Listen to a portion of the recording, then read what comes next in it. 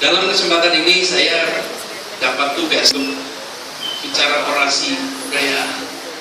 Saya selalu mengatakan, aduh ini berat betul judul yang diletakkan.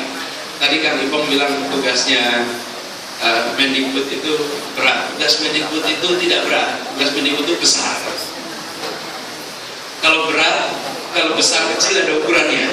Berat ringan itu soal rasa, soal perasaan. Karena itu ketika dikatakan orasi kebudayaan itu berat karena perasaan, bukan ukur. Tidak ada ukurannya. Kalau ini bukan orasi kebudayaan, tapi izinkan saya untuk berbagi refleksi atas peristiwa konferensi Asia Afrika dan perjalanan kita menuju World Cultural Forum. Absence of violence. Peace is always about the presence of justice. Keadilan itu kedamaian itu bukan tiadanya kekerasan. Keadilan itu bukan tiadanya konflik. Kedamaian itu adalah hadirnya keadilan. Minimal rasa keadilan. Jadi ketika mereka membicarakan itu, konstruknya jelas, keadilan sosial bersama Indonesia, diterjemahkan yang konkret. Menerjemahkannya apa? Kesejajaran bagi semua. Bapak Ibu sekalian, teman-teman semua, jangan membayangkan dunia hari ini. Mari kita bayangkan dunia tahun 50-an. Di Amerika sana, orang hitam masih belum boleh nyoblos. Masih belum boleh nyoblos. Mereka tidak dianggap sebagai warga negara. Di Amerika. Yang di New York, tahun 48, klaim tentang pengakuan hak asasi manusia universal itu sudah dibuat di Indonesia tahun 45, dan tahun 55 seluruh dunia menengok ke sini. Kenapa? Diselenggarakan pemilu dan tidak pernah diperdebatkan apakah perempuan boleh voting atau tidak. Di dunia sana masih jadi pertanyaan, apakah perempuan punya hak pilih atau tidak? Apakah etnis tertentu? Tidak. Di sini kita lampaui itu. Yang mendirikan republik ini orang terdidik dari kalangan aristokrat. Sebut semua orang ini, pasti mereka anak cucunya aristokrat. Dan mereka membangun sebuah negeri yang tidak memasukkan aristokrasi di dalam pikirannya. Ini dahsyat, karena itu dunia menengok. Hebat betul mereka. Satu. Terus yang kedua, sekalian, saya sering sampaikan yang kedua ini, soal bahasa. Hari ini kita bicara bahasa. Bahasa Indonesia lebih dari 800 bahasa di seluruh negeri, di seluruh Indonesia. Tetapi kita berhasil menyepakati bahasa bersama sebelum ada negara. Kalau sudah ada negara menyepakati bahasa itu banyak. Tapi belum ada negara, kita sepakat. Yang bersepakat siapa?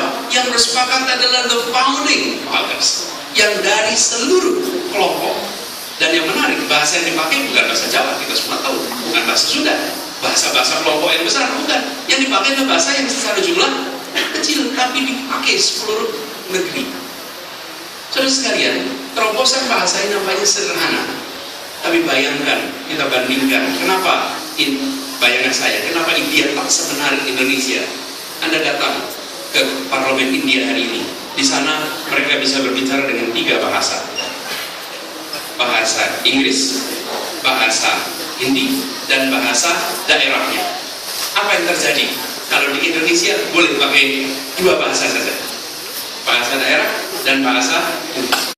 Kalau istilah divisi kebudayaan yang luar biasa. Karena itu mereka datang ke Bandung. Saya bayangkan mereka datang ke Bandung seperti sebagian kita datang ke negeri-negeri maju hari ini. Bapak Ibu sekalian, pergi ke Singapura, pergi ke Jepang, pergi mana, kembali seluruh komponen masyarakat. Bukan semata-mata satu pemimpin. Dan ini yang harus bergerak, ini harus berubah. Pemimpin tak harus hadir. Tapi saya suka dengan pemimpin itu gaya Sunda. Bukan karena kita sedang di Sunda. Apa gaya Sunda? Gaya Sunda itu bukan Sundanya, angklungnya.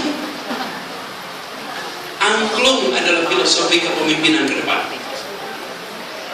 Apa yang menarik dari angklung? Angklung itu dimainkannya kolektif. Bagikan sebuah angklung, bagikan akses pada alat yang bisa membunyikan, namanya angklung, semua dibagikan. Sesudah itu semua lihat tandanya. Ini proses pembelajarannya. Ada proses pembelajaran. Nomornya 1, 2, 3 itu nadanya bukan? Lalu kita melakukan proses belajar. Diberikan kata 1 bunyikan 1, 2 nadanya. Do, re, mi, fa, sol. Ini belajar bukan?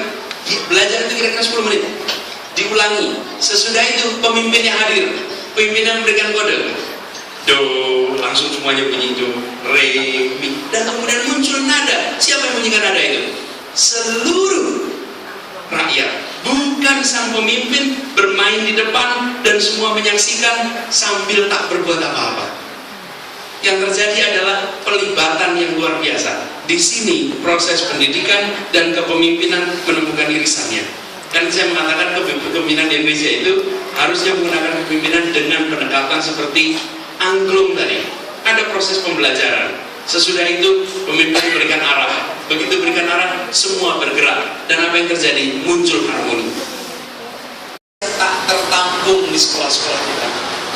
Baru sekalian datang ke sebuah sekolah. Begitu datang sekolah di Bandung, di Tasik, di Gompong, di Pulau Sebatik, di Sulawesi, Anda akan ketemu dengan bangunan yang sama persis, ukurannya sama, bahannya sama, semuanya sama, fasilitasnya, bentuknya sama.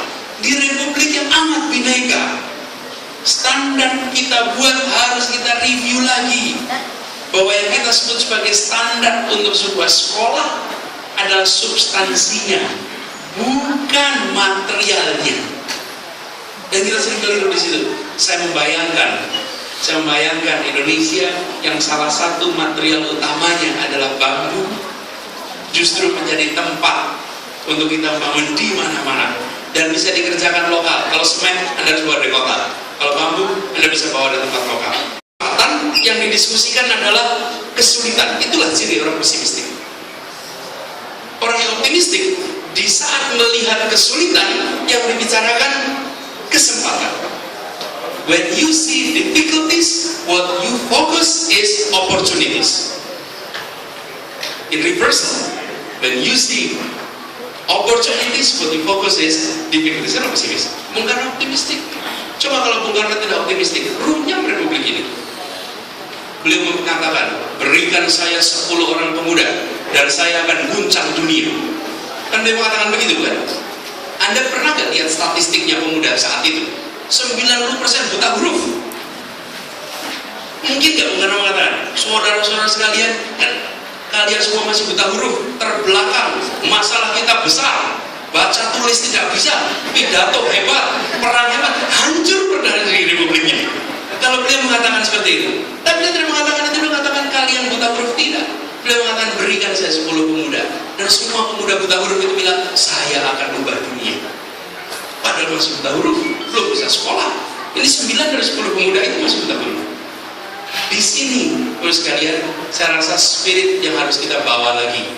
Kita memperingati peristiwa konversi Asia Afrika, kita menyiapkan World Cultural Forum untuk menunjukkan pada dunia bahwa di negeri ini ada kebinekaan dan ada transformasi luar biasa yang dibawa dengan spirit optimisme dari sisa para pendiri bangsa untuk generasi ketiga Republik ini.